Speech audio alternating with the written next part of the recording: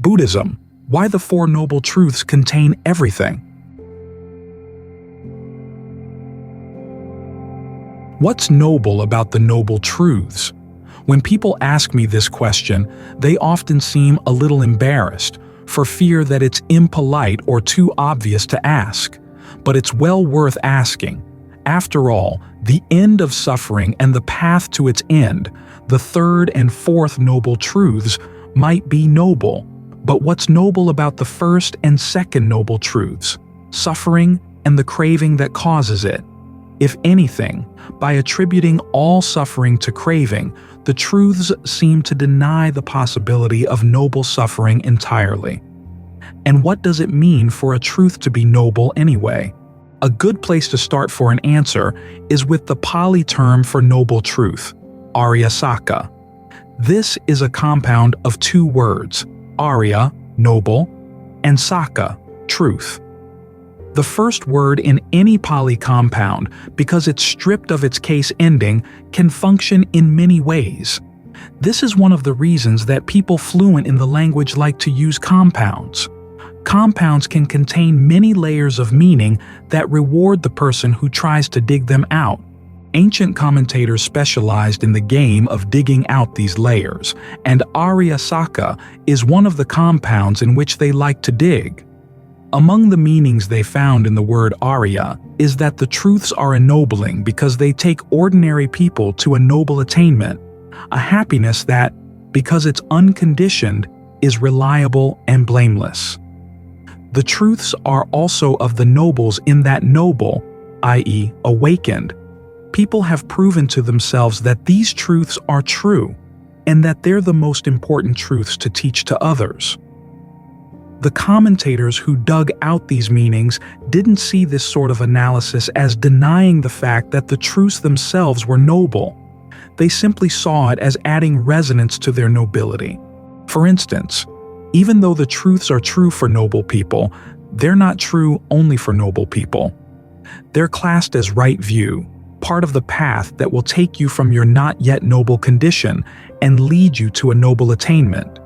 In other words, they're specifically for people who aren't yet fully awakened. They're part of the raft that takes you across the river.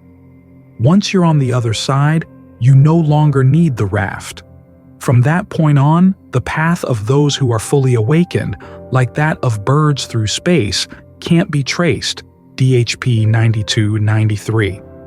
As the Buddha said, what he learned in the course of his awakening was like the leaves in the forest. The Four Noble Truths are like just a handful of leaves, SN 5631. So these truths don't encompass all the views and knowledge of the awakened. They're taught by the awakened because they're part of the path to take unawakened people to awakening as well. And the Buddha didn't save these truths only for those who are on the verge of awakening.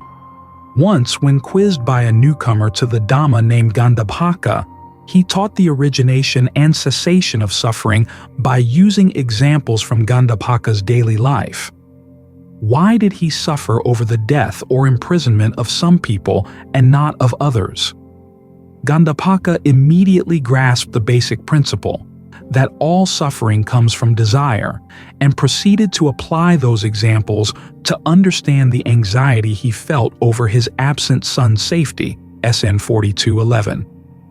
The text doesn't say that Gandhabhaka gained awakening, but he did see, at least to some extent, how the noble truths are true.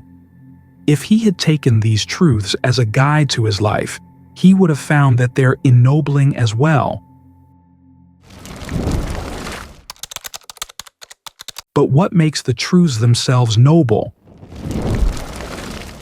My dictionary says that among the various meanings of the word noble, in common usage are these three: preeminent, highly virtuous, and deserving respect.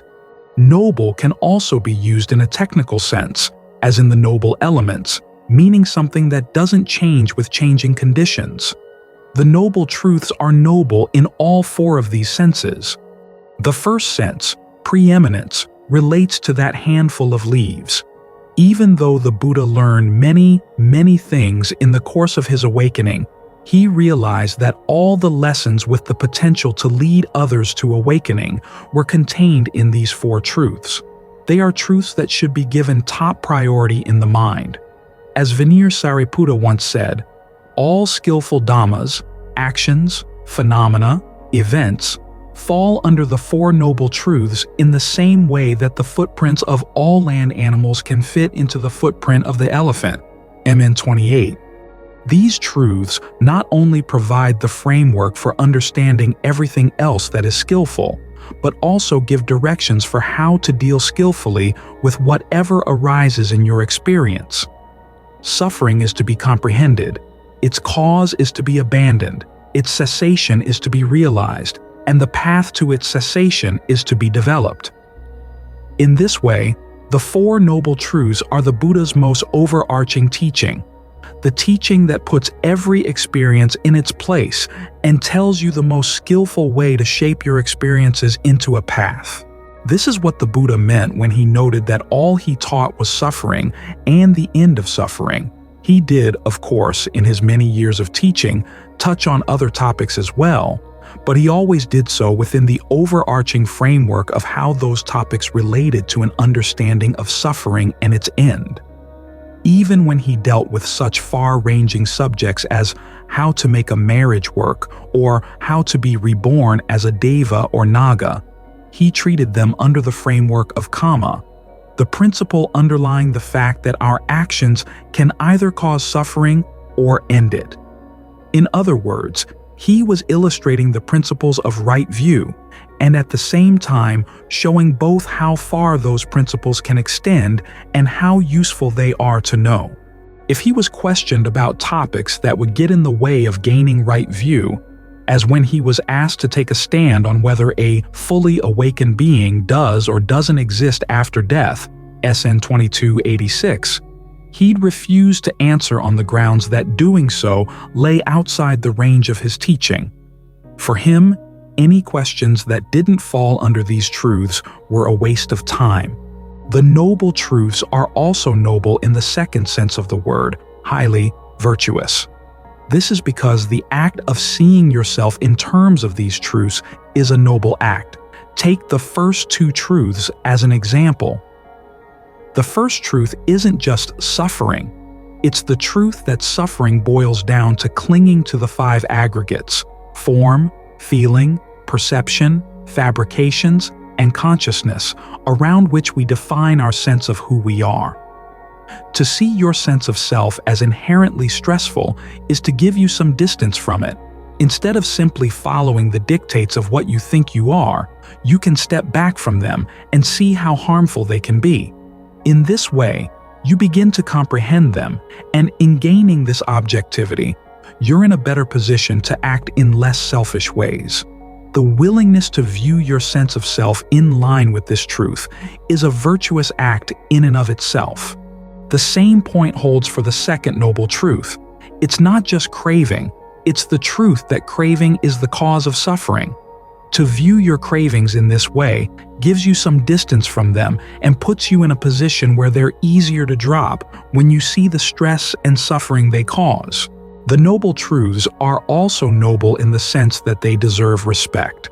This, in fact, is one of the meanings of noble that the Buddha himself explicitly used. He didn't reserve the term only for those who have already reached awakening. He also used it to describe the search that takes you there. Any search for a happiness in things subject to aging, illness, or death, he said, is ignoble. The search for a deathless happiness is the only noble search there is, MN 26. As part of the path to the deathless, the noble truths are noble in that they provide accurate directions for how to focus your search for happiness in a direction that genuinely deserves respect, toward a happiness that's harmless, lasting, and true. Finally, several passages in the canon describe the Four Noble Truths in ways suggesting that noble here also means universal and unchanging. One passage, SN 5620, describes the truths as real and not otherwise. In other words, they describe the actual way things are, and they don't change with changing conditions. Many other passages contrast the truths with a set of teachings that AN 1020 describes as idiosyncratic, pachika, truths, statements that are partially true or true only for people who have a partial view of reality. Noble truths are totally true and true for everyone. Truths noble in this sense are like noble elements in chemistry. They don't change in line with their environment. This makes them even more worthy of respect, for they give reliable guidance whoever and wherever you may be. So, the noble truths are noble in all four senses of the word. They're the preeminent teaching on skillfulness. The willingness to view yourself in light of them is a virtuous act.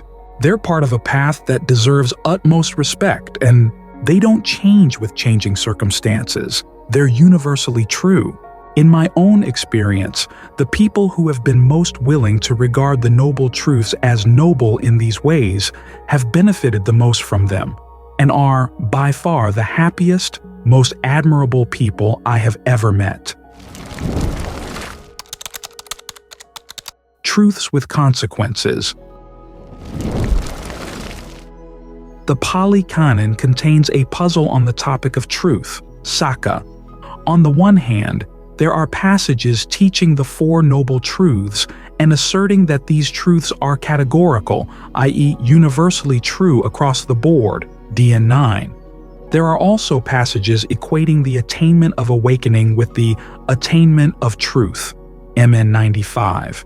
On the other hand, there are passages like these from the Atthakavagga, SN 4, implying that the Buddha was beyond holding to any assertions as true or false. Of what would the Brahmin say, true or false? Disputing with whom? He in whom equal, unequal are not. CM 4:9. Those who dispute, taking hold of a view, saying this and this only is true, those you can talk to. Here there is nothing, no confrontation, at the birth of disputes. SN 4:8. The canon also contains a related puzzle on the issue of views, Diṭṭhi, the opinions that people adopt about the truth. On the one hand, it draws a sharp line between right and wrong views, asserting that seeing things in terms of the Four Noble Truths is right view, and that right view is an indispensable part of the path to the end of suffering, SN 45:8. On the other, the canon contains passages like these, also from the Atthakavagga, asserting that a person at peace is better off not clinging to any view or asserting any view as necessarily true. But how? In connection with what? Would you argue with one uninvolved? He has nothing, embraced or rejected, has sloughed off every view. Right here, everyone. Sin 4:3. By whom? With what? Should he be pigeonholed? Here in the world? This Brahmin, who hasn't adopted views. SN 4:5. I don't say, that's how it is. The way fools tell one another. They each make out their views to be true, and so regard their opponents as fools. Sin 4:12. The Brahmin evaluating doesn't accept theory, doesn't follow views, isn't tied even to knowledge. Santi 4:13.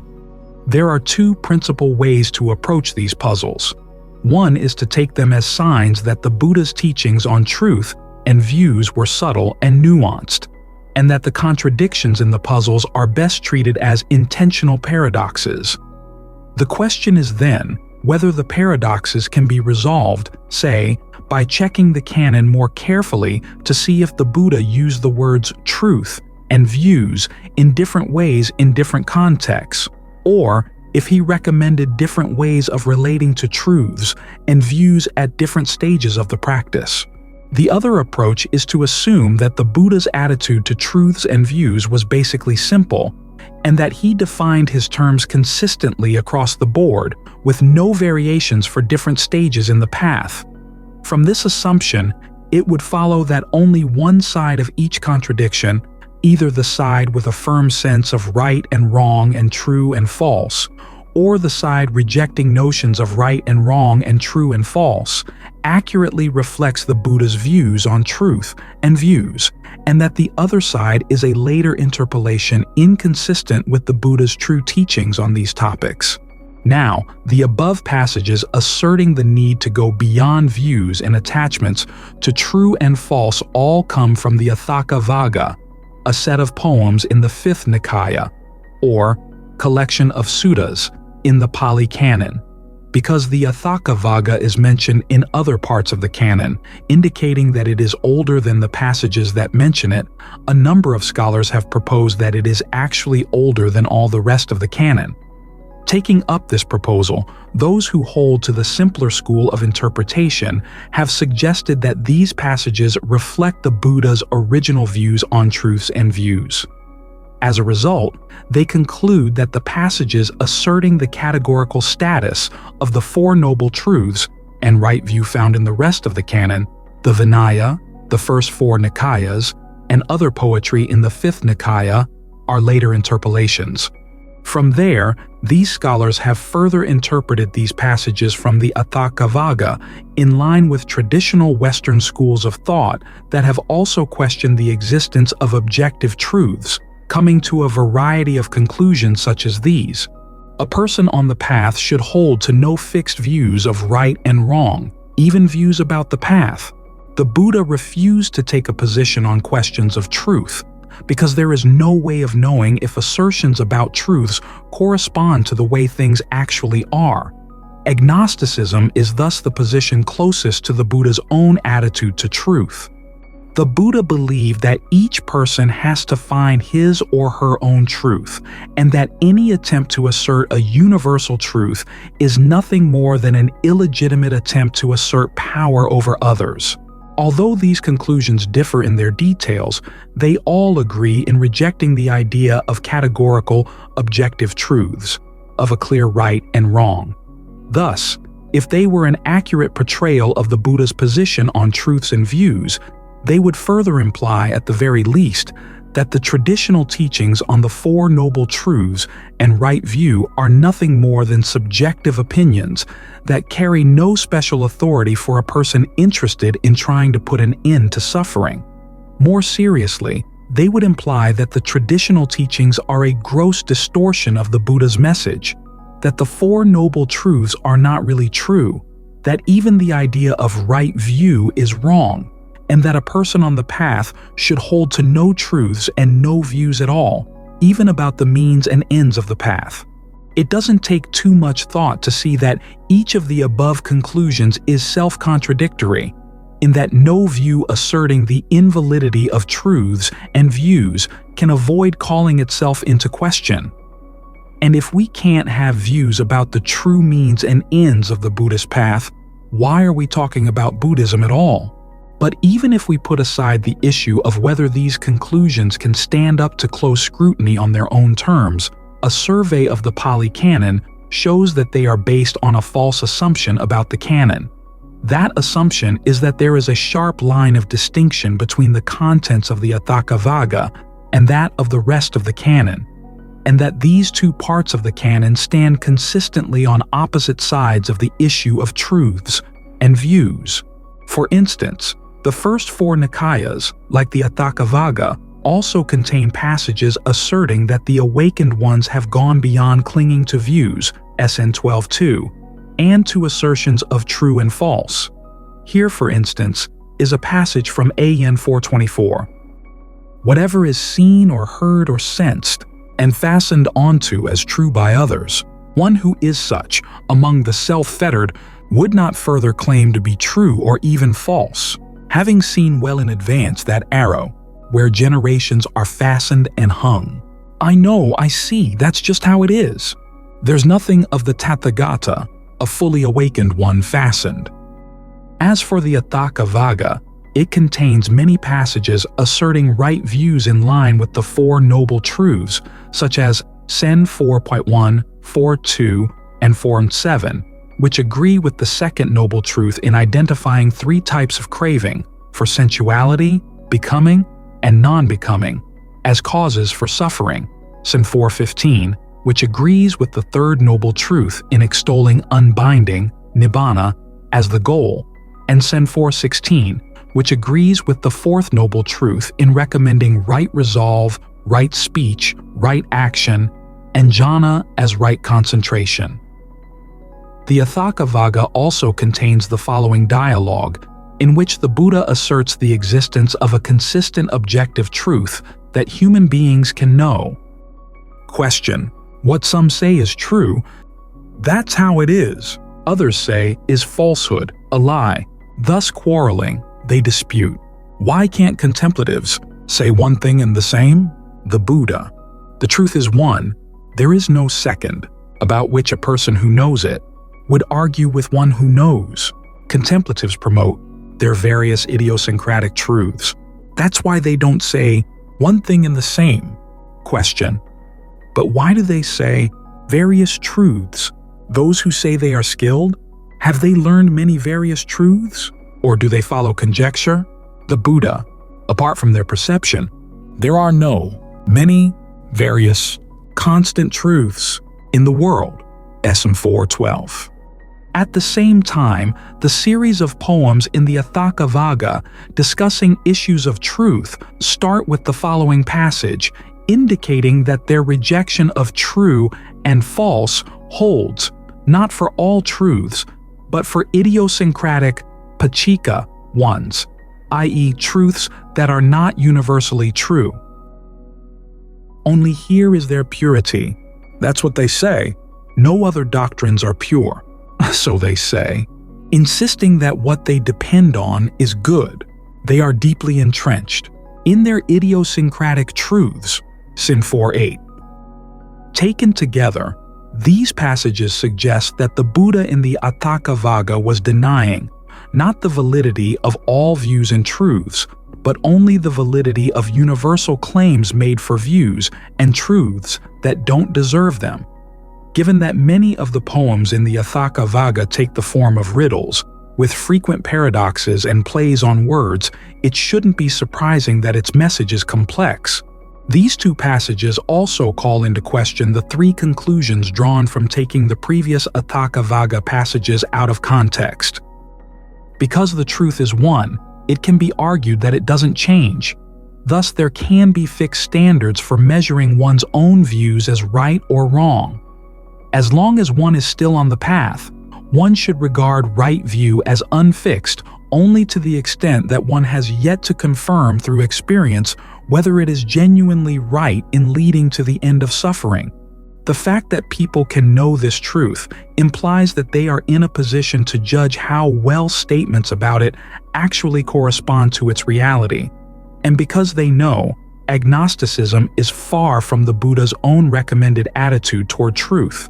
The fact that people who actually know genuine truth don't dispute with one another about it implies that the truth is the same for all who experience it, and that it is not a purely subjective or individual matter.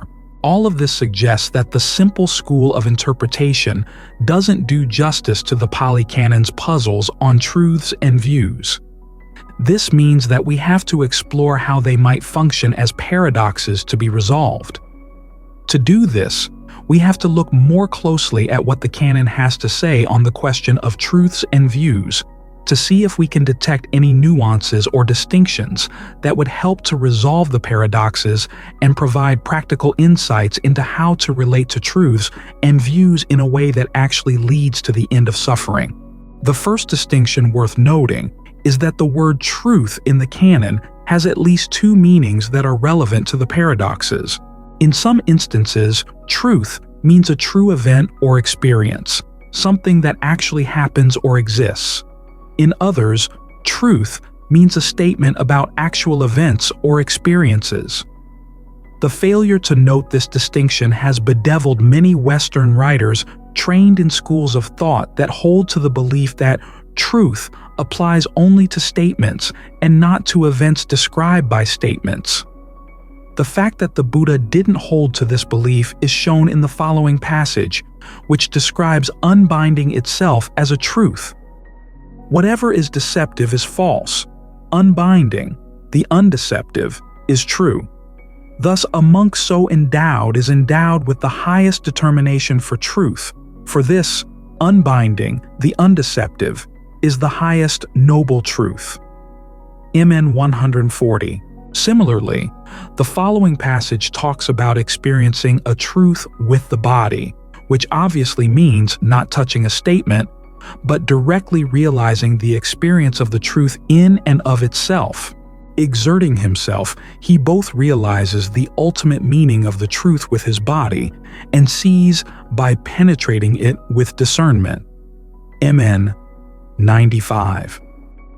The Buddha also uses truth in this way when he teaches the duties appropriate to the Four Noble Truths: that the truth of suffering is to be comprehended, the truth of its cause abandoned, the truth of its cessation realized, and the truth of the path to its cessation developed. SN 5611. Obviously, these duties don't involve, for example, abandoning the statement about the cause of suffering or developing the statement about the path.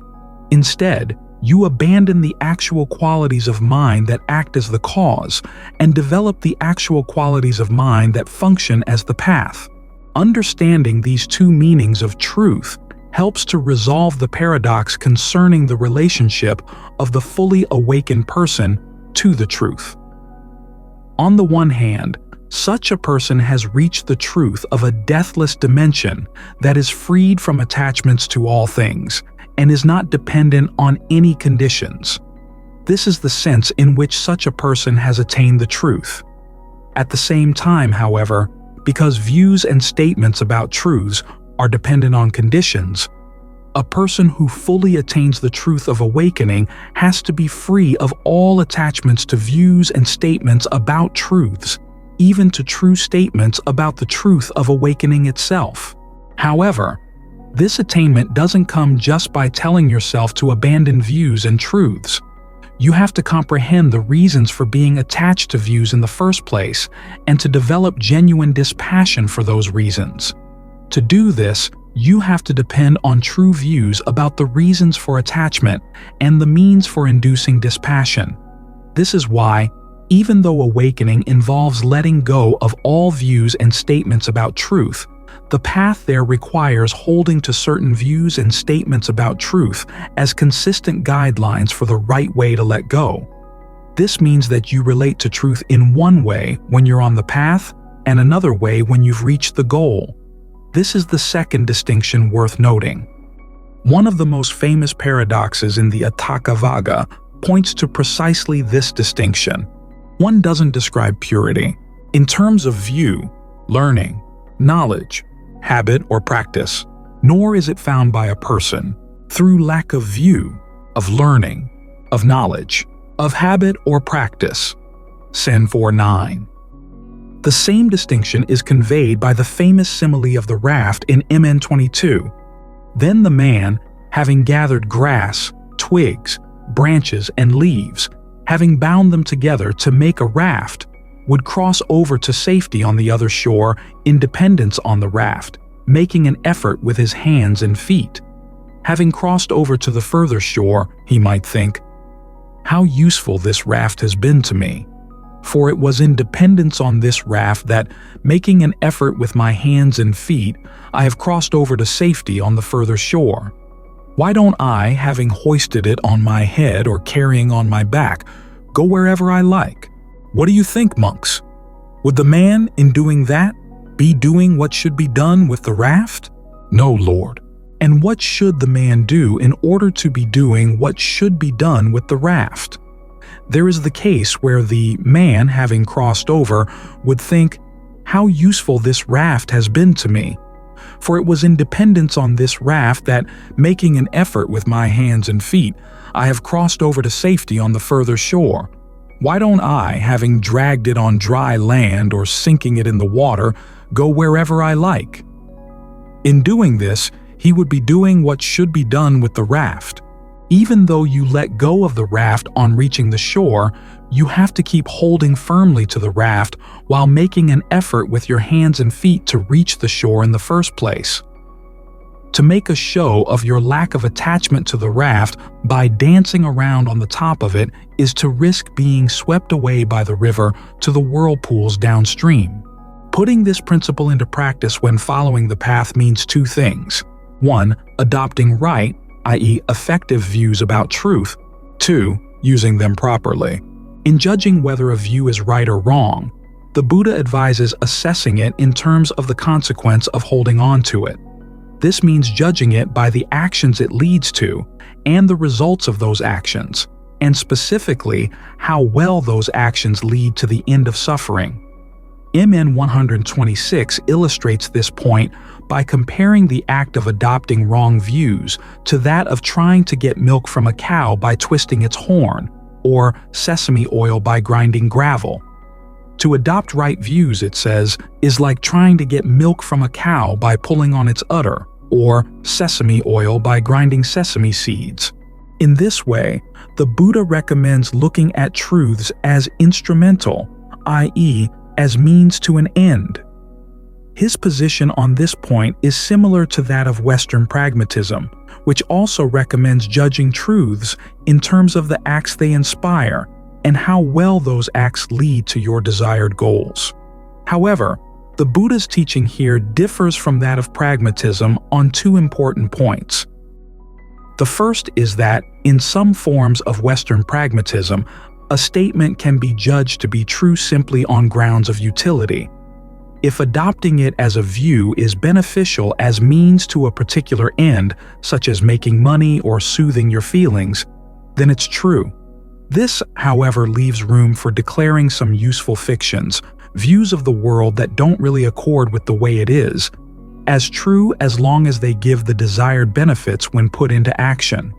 An example would be a false view of the world, say one in which your actions can have no negative consequences, that you find useful because it's comforting, or that allows you to pursue your aims without qualms about unintended consequences. In MN 58, however, the Buddha indicates that some truths are beneficial and some are not, but that all beneficial statements must first be true. In other words, utility alone is not enough to qualify an idea as true. Truth and utility are two separate things. Some statements may be true in the sense of corresponding to reality, but adopting them may not be beneficial for the ending of suffering. At the same time, no statement that doesn't correspond to reality can be regarded as either beneficial or true. What the Pāli Canon means by corresponds here can be inferred from the way it deals with offenses in the Vinaya, or disciplinary rules. There we find three ways in which correspondence to reality plays a role in analyzing what is and is not an offense. All three types of correspondence are fairly straightforward and commonsensical, but they prove to have deeper implications for the practice. First, for a perception to be true, it must match the facts. To perceive a human being as a human being, for instance, is a true perception. To perceive that human being as a common animal or a mannequin would be a false perception. For ease of reference, this can be called correspondence of perception. Second, when one makes a statement to others, especially when accusing another monk of an offense, one must accurately cite one's evidence for making the statement. If the statement is based on what one heard someone else report and one says so, that would count as corresponding to the truth. If one says that it was based on what one saw, that would not. This can be called correspondence of citation. Third, when one is accused of an offense, one must give a truthful account of what one actually did. This means being honest not only about one's physical or verbal actions, but also about one's motivation and intentions associated with those actions. This can be called correspondence of narrative. These three types of correspondence also function in the practice of the Dhamma. First, in the practice of mindfulness, one must accurately discern what is happening in the mind. Discerning, for example, a passionate mind state as a passionate mind state, or a pleasant feeling as a pleasant feeling. Second, when making a statement, one safeguards the truth by accurately reporting the evidence or line of thought on which the statement is based, MN 95. For example, if one statement is based on reasoning rather than direct experience, one safeguards the truth by saying so. Even though this second type of correspondence focuses primarily on statements to others, it carries over into matters within the mind. If you are careful about citing the sources of the opinions you express to others, you will also become more sensitive to the sources of your own internal assumptions about the world and the self. This helps you to see how arbitrary many of those assumptions are, which makes it easier to abandon them if they get in the way of the practice. Finally, as the Buddha taught his son, Rahula, MN 61, anyone who hopes to make progress in the path must be truthful in assessing his or her motives when contemplating an action in thought, word, or deed, and in assessing the actual results of one's actions, both while doing them and after they're done. You can't learn to advance your aims, i.e., you can't be a truly effective pragmatist, if you don't accurately know what you're doing and the results of what you've done. The second and third types of truth-as-correspondence, accurately citing the source of your opinions and giving an honest account of your actions, are directly related to each other, in that they focus your attention on your actions, what you did to shape the opinions that you bring to experience, and how you shape your experience in general through your intentions. The ability to be sensitive to these processes as they happen is central to the development of liberating discernment. The importance of all three types of truth-as-correspondence in the practice is reflected in the Buddha's admonition to his son Rahula. His very first lesson to Rahula was that anyone who feels no shame at telling a deliberate lie is devoid of the goodness of a contemplative, MN 61. Elsewhere, the Buddha stated that if you feel no shame at telling a deliberate lie, there is no evil that you will not do, Diṭṭhi 25. In this way, the Buddha's standard of truth was not purely pragmatic. Right view, to be genuinely right, has to be pragmatic and correspond to the way things are. The second point of difference between the Buddha's attitude toward truth and that of Western pragmatism is that many forms of pragmatism lack any objective standards for judging what works when put into practice in attaining a desired goal. All too often, a pragmatic argument for a particular truth is, "It's good enough for me," and that ends the discussion. There are no objective standards for judging what's a worthwhile goal or how well a truth has to work in order to be good enough. The Buddha, however, offered an objective standard for judging appropriate goals and the extent to which views work as means toward those goals. He began by noting that all action aims at happiness and well-being. The best goal would thus be a happiness that cannot change into suffering. The fact that such a happiness exists is the teaching of the third noble truth, the cessation of suffering. This is the Buddha's absolute standard for judging goals. Any lesser happiness in accordance with the attainment of this fact, i.e., a happiness that doesn't require actions that would get in the way of realizing this goal, might qualify as a worthwhile proximate goal, but it should be recognized as just that, proximate, and not ultimate. Any happiness whose attainment would stand in the way of attaining the fact of the third noble truth would not be a worthwhile goal at all.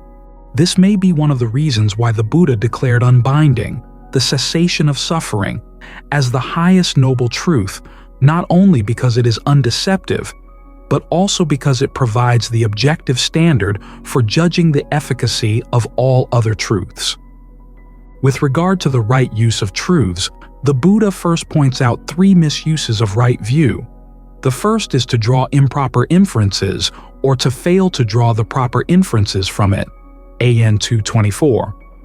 Unfortunately, the Buddha doesn't give detailed criteria for what he means here, and we have to read widely in the canon to observe which sorts of inferences he and his noble disciples actually draw from the basic teachings, and which sorts they reject. The second misuse of right view is to develop pride around the fact of adopting it, as if that in and of itself made you a better person than others, Sin 4:5. The third misuse of right view is to employ it simply for the purpose of winning debates. This is a point, however, that carries several nuances. The canon is filled with warnings against debating for the sake of debate. This is the context for the Atthakavaga's criticism of those who argue for their idiosyncratic truths, Sin 4:5, Sin 4:8. But the canon also lists legitimate purposes for debate, such as establishing what is actually Dhamma and what is not, N 1:140-141, defending the Dhamma against false accusations and misrepresentations, AN 1093 and 94, and helping well-meaning but confused people to clarify their views, MN 56. This means that debates are not necessarily a bad thing, and that the purpose of engaging in debate is what determines whether doing so is a valid use of right view. The primary intended purpose of right view is to be used as a guide in developing all the right factors of the path, from right view itself through right concentration, MN 117. As SN 2239 shows, doing this in accordance with the Dhamma leads to dispassion for all things. In practice, this means that the factors of the path are used to develop dispassion first for anything that deviates from the path, and then for themselves, so that the mind can attain total release. The way they do this can be seen in a number of passages, treating the issue of how right view is used in developing dispassion specifically for views. In 1093, Anathapindika visits a gathering of sectarians who ask him the views of the Buddha and his arahant disciples. Anathapindika, who had already reached the first level of awakening, makes an interesting reply. He doesn't know the full extent of the Buddha's views. This, of course, relates to the fact that a fully awakened person has gone beyond views. The sectarians then ask Anathapindika about his own views, and in response he first asks to hear theirs. It turns out that they all hold positions on the hot debate topics of the day, such as the extent of the cosmos or the existence or non-existence of the soul. Anathapindika criticizes their views, but instead of challenging the content of their positions, he focuses on the act of creating and holding to a position. In each case, he says, regardless of the content of the position, it comes from conditions that are inconstant and stressful. By holding to such views, the sectarians are all holding on to stress. The sectarians then ask Anathapindika his view, and he replies, "Whatever has been brought into being is fabricated, willed, dependently co-arisen, that is inconstant. Whatever is inconstant is stress. Whatever is stress is not me, is not what I am, is not myself. This is the sort of view I have." On hearing this, the sectarians try to turn Anathapindika's argument against him, saying that in holding to his view, he too is holding on to stress. He counters, however, by saying that in looking at views in this way, he is also able to discern the escape from that stress. His argument leaves the sectarians at a loss for words, and so he returns to the Buddha, who commends him for refuting the sectarians in this way. This passage shows that right view contains the seeds for its own transcendence, because it focuses not so much on the world outside, but on the processes with which the mind creates its sense of the world. In doing so, it also draws attention to the processes of clinging in the mind and judges them to be not self, i.e., not worth holding on to. This is how right view develops dispassion for all processes, including, ultimately, any clinging to itself or to any of the other factors of the path. This point is further explained in many other discourses, but three in particular stand out. In DN 1, the Buddha traces a variety of views, including 4 types of agnosticism, to sensory contact, and from there, he follows the process of holding to views onto its consequences. Through feeling, craving, clinging, becoming, and ultimately stress. In SN 2281, he analyzes the processes by which the mind creates and holds to another variety of views, again including agnosticism, tracing them in the other direction, back to their causes, from fabrication through craving, feeling, and ultimately to contact with ignorance. In a sutta in the Atthakavagga, Sen 411, he treats quarrels over views as part of a cluster of such qualities as selfishness, conceit, and pride, and again traces the entire cluster back to its causes. Through things that are loved, desire, the distinction between appealing and unappealing, contact, and ultimately to perceptions. Despite the different details in how these suttas trace the processes surrounding the act of holding to views, in all of them the strategy is the same: to see that views come from processes that include intentional actions, or Kamma, such as fabrication, craving, and desire. This is why the teaching on Kamma is such an important tool in the strategy of right views, for without seeing the choices involved in intentional acts, one might assume that there was no choice but to follow in one's old ways. These intentional acts in turn are shown to exist in a web of dependencies that are fragile, unreliable, and unsafe, in that holding to them one opens oneself to suffering. This strategy of looking at the processes surrounding the act of creating and holding to views is where adherence to the second and third types of truth-as-correspondence, sensitivity to the source of one's views, and sensitivity to one's actions and their results, bears full fruit. Without having developed sensitivity to these types of truth on the blatant level, it would be impossible to undertake this subtler stage in dismantling attachment to views. The ultimate result, as Sen 411 concludes, is to see that genuine safety can be found only in going beyond dependencies of every sort. And only when the mind realizes this can it be in a position to abandon all passion for fabricating those actions and dependencies any further. When the mind stops fabricating them, they cease. As MN 118 and DN 1 add, when this cessation is followed by full relinquishment of even the discernment that led to cessation, the mind is fully released. In the words of DN 1, this monks the Tathagata discerns, and he discerns that these standpoints thus seized, thus grasped at, lead to such and such a destination, to such and such a state in the world beyond, and he discerns what is higher than this. And yet discerning that, he does not grasp at that act of discerning, and as he is not grasping at it, unbinding, Nibbāna, is experienced right within. Knowing, as they have come to be, the origination, ending, allure, and drawbacks of feelings, along with the emancipation from feelings, the Tathagata, monks, through lack of clinging sustenance, is released. However, without that discernment and the strategies needed to give rise to it, even the Buddha's release wouldn't have happened.